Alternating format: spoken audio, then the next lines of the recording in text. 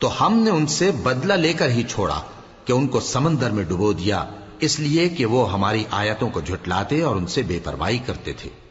اور جو لوگ کمزور بنائے جاتے رہے ان کو ہم نے زمین شام کے مشرق و مغرب کا، جس میں ہم نے برکت دی تھی، وارث کر دیا۔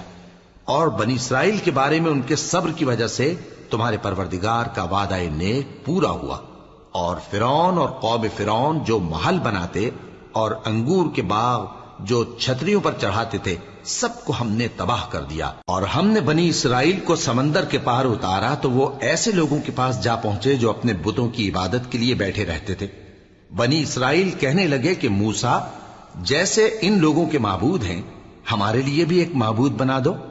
فرمایا کہ تم بڑے ہی جاہل لوگ ہو، یہ لوگ جس شغل میں پھنسے ہوئے ہیں وہ برباد ہونے والا ہے، اور جو کام یہ کرتے ہیں سب بےہودہ ہیں۔ فرمایا